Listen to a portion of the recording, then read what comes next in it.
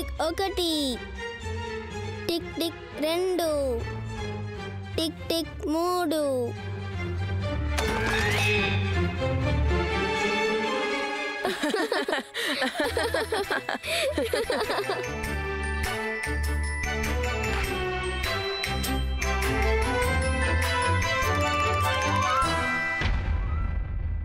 ఏమైంది? మీ అందరికి జీతాలు ఇవ్వలేదా?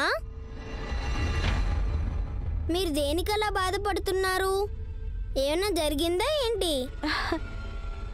లేదే, ఏం జరగలేదే రాణి. ఏమీ జరగలేదా? అయితే నల్లకాకి మీద ఒట్టేయండి చూద్దాం.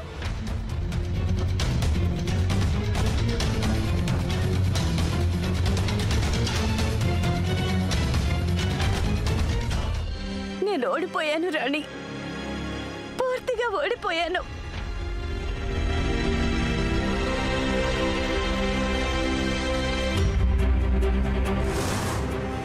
మేమెవ్వరిని క్షమించదలుచుకోలేదు. వెళ్ళండి. నిల్చున్నారే, జరగరా ఇక్కడి నుంచి. వెళ్ళండి అందరూ, వెళ్ళి ఇక్కడి నుంచి. పని దొంగలందరూ పిలవండి. ఆ చిట్టెలకని పిలవండి, పిలవండి, దాన్ని పిలవండి. ఏరుకోండి రా మీ డబ్బులు. నానమ్మ చెప్పేది నిజమే. ఆ పెద్దరాణి అమ్మ నిజంగా దయ్యమే. అదేం కాదు రాణి, పెద్దరాణి అమ్మ చాలా మంచివారు. కానీ కొన్నాళ్ళ నుంచి వారు ఎందుకో మారిపోయారు. చూడు రాజాబాజా, ఇలా మొదటి నుంచి ఉన్నారు, ఇప్పుడే ఇలా ఉన్నారు అది నాకు తెలియదు. కానీ ఒక మాట చెప్పనా, ఆవిడ పందెంలో ఓడిపోయినా కూడా తన మాట నిలబెట్టుకోవడం లేదు. అది సరైన పద్ధతి కాదు. ఇప్పుడు ఏం చేస్తావు రాణి? మనతో ఎవరు ఎలా ఉంటే మనం కూడా వాళ్ళతో అలానే ఉంటాం. హోలీ పండుగ రోజున ఎవరైనా వచ్చి మన మీద రంగు జల్లితే మనం కూడా వాళ్ళ మీద రంగు జల్లుతాం. కానీ మన మీద ఎవరైనా బురద చల్లితే మనం కూడా వాళ్ళ మీద తప్పకుండా బురద చల్లుతాం. ఇప్పుడు నేను జీవన్కి, దెయ్యం గారికి వాళ్ళ భాషలోనే బుద్ధి చెప్తాను. అదే ఎలా? దెయ్యం గారు గృహ మంత్రి గారి కార్యక్రమానికి వెళ్తారు కదా, చూడండి నేను అక్కడ ఎలాంటి పని చేస్తాను. దెయ్యం గారికి వాళ్ళ తాతల్ని, ముత్తాతల్ని అందరినీ గుర్తు చేస్తాను.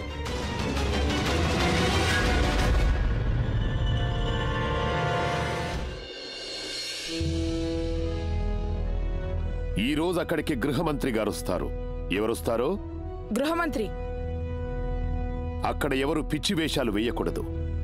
గృహమంత్రి గారు అడవి జంతువులు చూడాలనుకుంటే వారెక్కడికి వెళ్తారు? జూకి వెళ్తారు.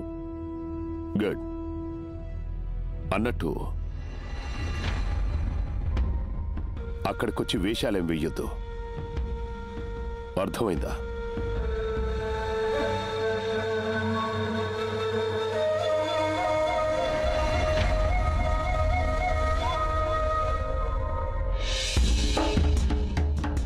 అసలు స్వరూపం ఏమిటో తెలుసుకోవాలంటే ఆ వ్యక్తి మొహం కాదు, వాడి కాళ్ల జోళ్లకేసి చూడాలంటారు. ఇదే నీ అసలు స్వరూపం. ఆమీర్ కోర్టు యువరాజుకి ఇలాంటి జోళ్ల?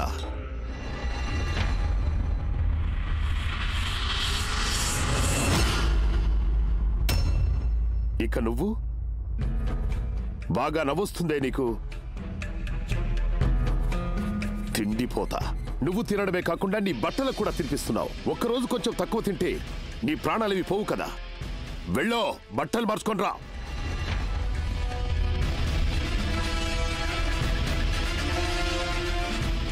ఇదిగో విను, బహుమతి డబ్బులు మాత్రమే పట్టుకొని రావాలి. నీ పొగరంతా మహల్లోనే వదిలి రావాలి. అర్థమైందా?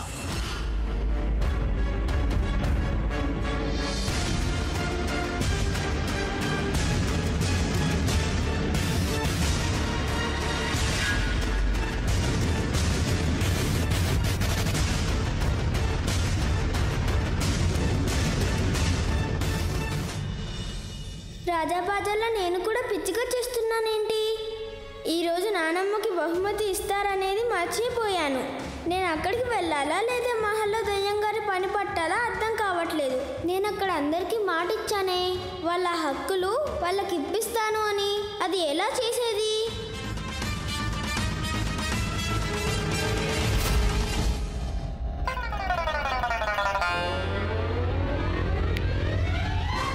అమ్మ త్వరగా కానివ్వండి, ఆలస్యం అవుతుంది.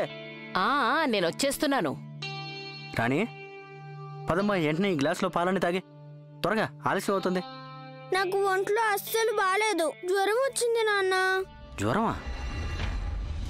అరే, ఉన్నట్టుండి జ్వరం ఏంటి తల్లి? ఏమైంది తనకి? ఏది? రాణి, నీకు జ్వరం ఏం లేదు. నీ నాటకాలు కట్టిపెట్టి పాలు తాగి, ఆలస్యం అవుతుంది. అలా చూస్తే జ్వరం తెలీదు. నువ్వు వెళ్ళి థర్మామీటర్ పట్రా. అమ్మ తల్లి, అది థర్మామీటర్ కాదు, దాన్ని థర్మామీటర్ అంటారు. నేను చెప్పింది కూడా అదే. నాకు ఒంట్లో బాలేదు, లేదంటే నేనే తెచ్చుకునేదాన్ని. లక్ష్మణ్, వెళ్ళు, థర్మామీటర్ తీసుకునిరా. అమ్మ, మీరేంటి తన మాటలు అలా నమ్మేస్తున్నారా? అసలు సరే గాని ఈలోగా ఈ పాలు తాగి. ముందు థర్మామీటర్ తీసుకురానివ్వండి. అయ్య బాబోయ్, చెప్పిన మాట వినవు కదా. లక్ష్మణ్, దొరకలేదా? దొరికిందమ్మా, దొరికింది. పెట్టి చూడు అసలు ఎంత జ్వరం ఉందో.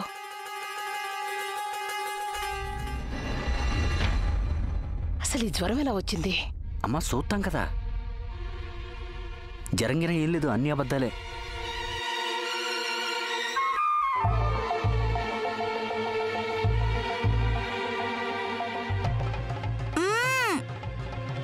ఏది చూడు.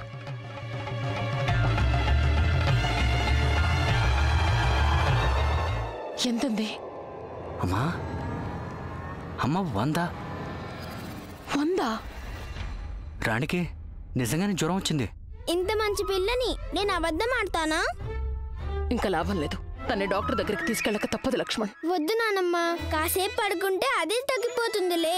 కానీ అమ్మా, ఉన్న పళ్ళంగా తనకి ఇంత జ్వరం వచ్చిందేంటి?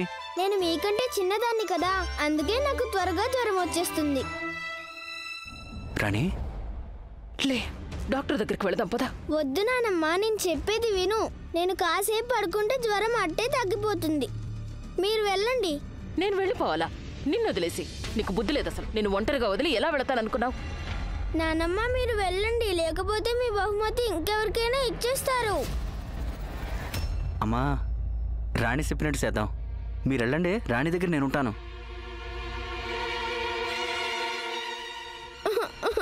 అరే, ఇప్పుడేమైంది?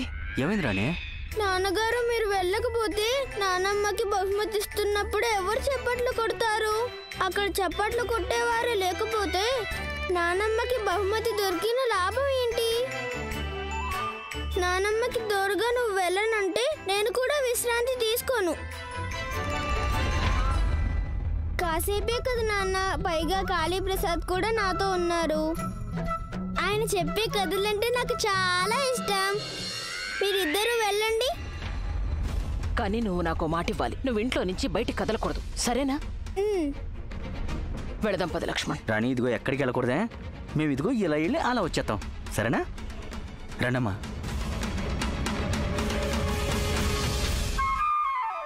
దేవుడి గుడిలో కొబ్బరికాయ కొట్టు, బొట్టు తీసి గట్టున పెట్టు. ఇప్పటికే చాలా ఆలస్యమైంది. రాజాబాజా నా కోసం ఎదురు చూస్తూ ఉంటాడు.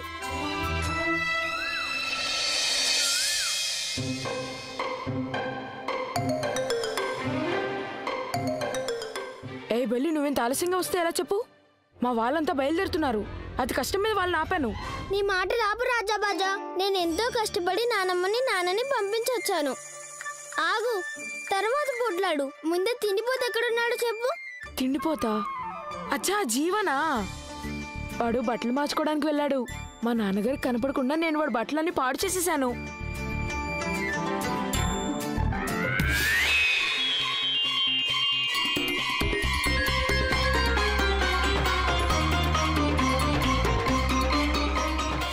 తిండిపోతే ఎంత తింటాడంటే తానే అదంతా పడేసుకున్నాను అనుకున్నాడు. వాడికి ఇంతవరకు తెలియదు ఇదంతా చేసింది మొత్తం నేనేనని. రాజాబాజా, నువ్వు ఆ కాగితం అయితే తయారు చేసావు కదా? నేను రాత్రి గుమస్తా గారు వెళ్ళిపోయాక నేను స్టడీ రూమ్లోకి వెళ్ళాను.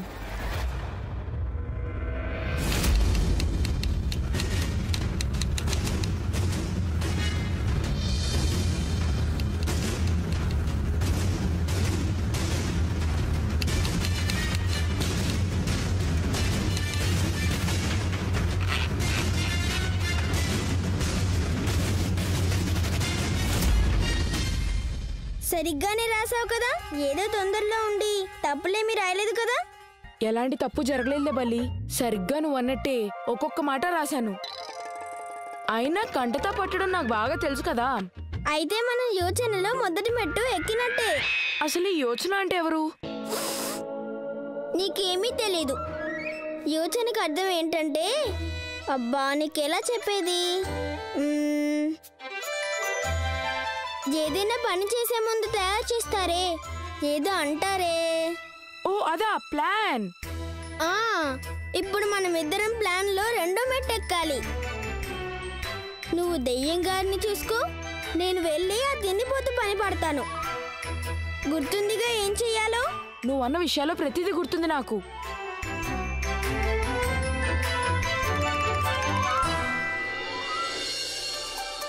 ఇదిగో బల్లి, ఇంతకు ముందు నేను మంచివాణ్ణి, నీ సావాసంలో చెడ్డ పనులు నేర్చుకున్నాను. కానీ చెడ్డ పనులు చేయడం వల్ల సరదాగా ఉంటుందిలే. పిచ్చివాడు.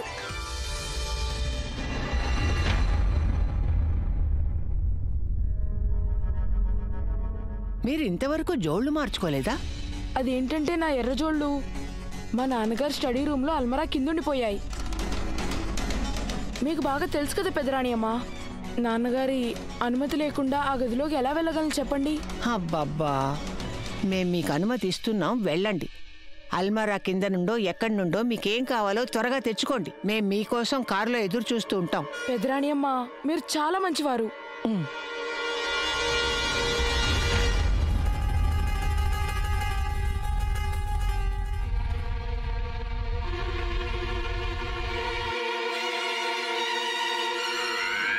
ఓయ్, చూసుకున్నాడు లేవా నువ్వు? ఒకవేళ మా బట్టలు మరోసారి పాడైపోయి ఉంటేనో? క్షమించు జీవన్. ఓయ్, ఎక్కడికి పరిగెడుతున్నావు? ఆగు.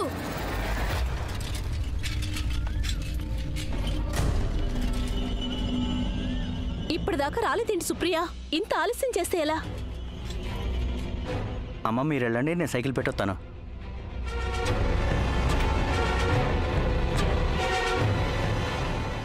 ఏంటిది సుప్రియ, ఇవాళ కూడా ఆలస్యం చేస్తే ఎలా? మేము నీ కోసం ఎంతసేపు ఎదురు చూడాలి? మా మనవరాలు కొంట్లో బాలేదండి. చూడు, సంజాషీలు చెప్తూ సమయం వృధా చేయొద్దు. మంత్రి గారు రాకముందు ఒక్కసారి వేదికెక్కి మనం బాగా ప్రాక్టీస్ చేసుకుందాం. అలాగే. అన్నట్టు చూడు, బహుమతి తీసుకుంటున్నప్పుడు పొరపాట్లు జరగకూడదు. చూడు ప్రియా, సభలో మంత్రి గారిని ఇతర అతిథుల్ని పైకి ఆహ్వానించే వరకు నువ్వు అక్కడ వెనక వైపే నిలబడి ఉండు. అన్నట్టు రేఖ ఇంకా ప్రమిళ మీకు ద్వితీయ తృతీయ బహుమతులు ఇస్తారు, సరేనా? మీరిద్దరూ సుప్రియ వెనకే నిలబడి ఉండాలి, సరేనా? ఇప్పుడు నేను ఎలా చెప్తానో అలాగే చేయాలి. రండి, మనం ఒకసారి రిహార్సల్ చేసుకుందాం. అలాగే. పద పద, రండి రండి, త్వరగా రండి, మనకు అసలు టైం లేదు. వెళ్ళండి వెళ్ళండి, ఇంకొంచెం లోపలికి వెళ్ళండి. ఇదిగో మీ పేరు పిలుస్తాను, సరిగ్గా అప్పుడే రావాలి, వింటున్నారా?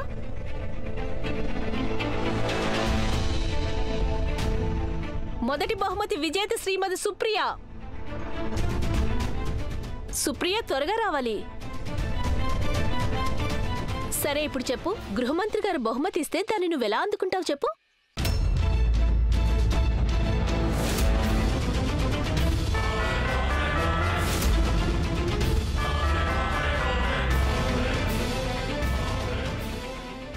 ధన్యవాదాలు. అయ్యో ధన్యవాదాలు సరేలే, కానీ బహుమతి తీసుకోవటానికి ఇంత టైం పడుతోందేంటి? వెళ్ళి మరోసారి రిహార్సల్ చేద్దాం. ఓ పని చెయ్యి, నువ్వు మళ్ళీ కిందకి వెళ్ళి పిలవగానే పైకి రా, వెళ్ళు. అలాగే. ప్రమీళ, రేఖ ఇద్దరు స్టేజ్ పైకి రావాలి. దగ్గు బాగా ఎక్కువైందే. అమ్మ నేను వీళ్ళకి చెప్పేతాను, మీరు ఎన్ని సీన్ అవసరం లేదని. మీరు ఇలాంటివి బోల్డ్ ఎన్నిసార్లు చేస్తుంటారు. లేదు లక్ష్మణ్, ఇలాంటిది నేను ఇంతకు ముందు ఎప్పుడూ చేయలేదు. కథల్లో కేవలం దానం చేయడానికే చేతులు లేచాయి, తీసుకోవడానికి జీవితంలో మొదటిసారి లేస్తున్నాయి. ఇవి నేర్చుకోకపోతే ఎలా చెప్పు?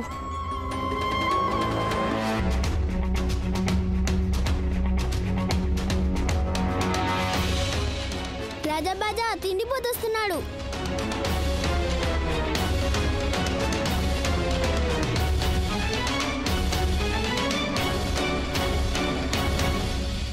మీరిద్దరు ఇక్కడ ఏం చేస్తున్నారు? మేకకి గడ్డి వేస్తున్నాం. ఏంటి గడ్డెక్కడుంది? మేక తినేసింది. మేకెక్కడుంది? గడ్డి తినడానికి వచ్చింది, తినేసి వెళ్ళిపోయింది. అద్దం పద్దం లేని మాటలు మాట్లాడకుండా ఇక్కడ మీరు ఏం చేస్తున్నారో చెప్పండి. మేం నీకెందుకు చెప్పాలట? అలాగా మర్యాదగా చెప్పలేదంటే నేను నేరుగా నాన్నగారి దగ్గరికి వెళ్ళి చెప్పేస్తాను మీరు మళ్ళీ వారి స్టడీ రూమ్లోకి దూరారని. రాజాబాజా చెప్పి వీడికి బాగా దెబ్బలు పడతాయి. లేదురే బల్లి, వీడు నా పనులన్నింటినీ పాడు చేస్తాడు. సభలో ప్రసంగం ఇమ్మని నాన్నగారు నాకు చెప్పిన సంగతి వీడి గనక తెలిసిపోయిందంటే వీడు దాంట్లో కూడా తను వేలు పెడతాడు. అదెలా జరుగుతుంది? అసలు మీరు అబద్ధం చెప్తున్నారు. రాజా నీలాగా అబద్ధం ఆడడు. అయినా తను ఇంగ్లీష్లో అంత మంచి పోయం వినిపించినప్పుడు ప్రసంగం ఎందుకు ఇవ్వలేడు? ఇప్పుడు చూస్తుండు జీవన్, నేను ప్రసంగం ఇచ్చి నాన్నగారికి చాలా దగ్గరైపోతాను. ఇక ఆయన స్వయాన తన చేతులతో నాకు గులాబ్ జామున్ తినిపిస్తారు. ఇక మా అమ్మంటావా చాలా సంతోషిస్తుంది. అలాగా, నేను వెళ్ళి నాన్నగారిని అడుగుతాను, ఉండండి. అరే ఆగాకు జీవన్, నాన్నగారిని అడగడం దేనికి? వెళ్ళి పెద్దరాణి అమ్మగారిని అడుగు. వారే స్టడీ రూమ్లోకి వెళ్ళొచ్చని నాకు పర్మిషన్ ఇచ్చారు ఈ ఎర్ర రంగు ఫైల్ తీసుకోవడానికి. ఈ ఫైలు ఎర్ర రంగు ఫైలు, పల్చనైన ఈ ఫైలు ఎర్ర రంగు ఫైలు. ఎర్ర రంగు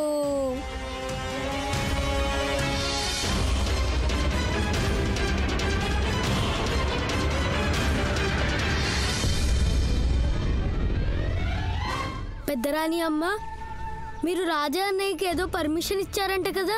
అతను మా నాన్నగారు స్టడీ రూమ్లోకి వెళ్ళి ఆ అల్మారా నుండి ఎర్ర రంగు. మేమే వారికి చెప్పానులే, మీరు వారి గురించి ఆలోచించకండి, మీ సంగతి చూసుకోండి. ఆలస్యం చేస్తే మీ నాన్నగారు కాగుతున్న నూనెలో పడేసి వేయిస్తారు మిమ్మల్ని. పదండి, బాగా ఆలస్యం అవుతుంది, రండి. అయినా అంత పెద్ద సభలో ఒకవేళ నేను కాకుండా రాజా అన్నయ్య ప్రసంగం ఇచ్చాడంటేను అమ్మది విని నా తొడల మీద గిల్లి గిల్లి కుక్కానికి వేలాడదీస్తుంది. లేదు, నేను అలా జరగనివ్వనంతే.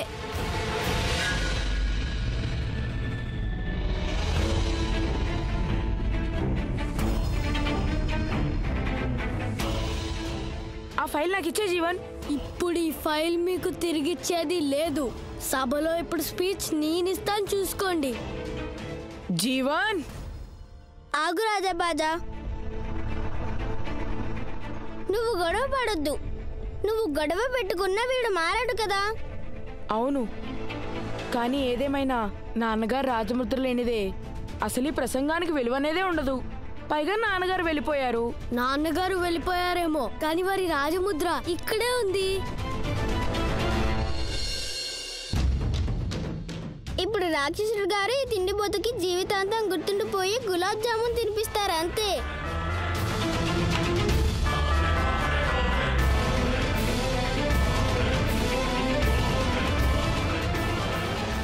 ఇప్పుడు మన ప్లాన్ లో 2 మెట్టు కూడా మనం ఎక్కేసాం. మీరు కూర్చోండి. మీరు మందులన్నీ వేసుకున్నారా? బయలుదేరే తొందరలో మర్చిపోయాను.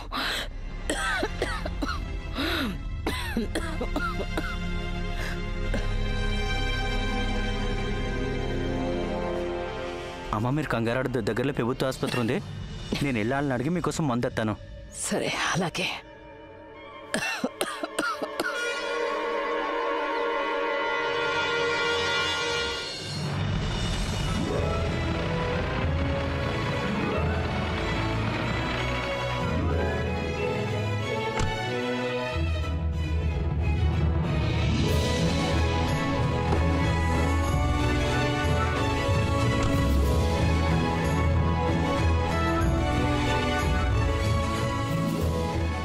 ప్రణామాలు మహారాజా. దయచేయండి, దయచేయండి. మంత్రి గారు వస్తున్నట్టు కబురందింది.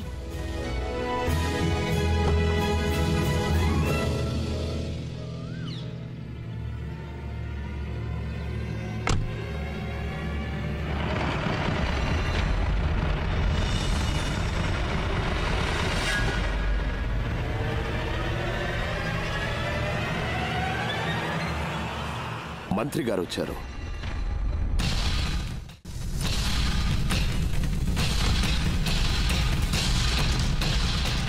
రండి మంత్రి గారు, వెల్కమ్. నమస్కారం. 40 ఏళ్ళు ఆంగ్లేయులతో యుద్ధం చేశాం. ఆంగ్లేయులైతే వెళ్ళిపోయారు, కానీ వాళ్ళ పద్ధతులు ఇంకా ఇక్కడే ఉన్నాయి. పద్ధతుల్ని వేసుకున్న బట్టల్ని మాత్రమే చూస్తున్నారు మంత్రి గారు. మహారాజా నాగా గారు గొప్ప దేశభక్తులు. నాటి స్వాతంత్ర సమరంలో వీరు పేరున్న యోధులు. తమ ప్రాణాల్ని కూడా ఖాతరు చేయలేదు వారు. రండి.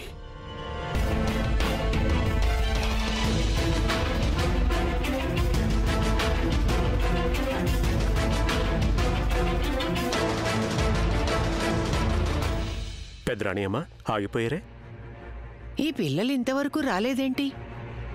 ఈ లావు పాటైనెవరు? అరే, ఆయనే కదా గృహమంత్రి గారు. ఆయన పేరు గోపాల్ దాస్ గారు. ఇంకొకటి తెలుసా, ఆయన మహాత్మా గాంధీ గారితో నిరాహార దీక్షలో కూడా పాల్గొన్నారట. అన్నట్టు మహారాజా నాగా అంటే ఆయనేగా, ఆ పొడవాటైనా. నువ్వెప్పుడూ చూడలేదా ఆయన్ని?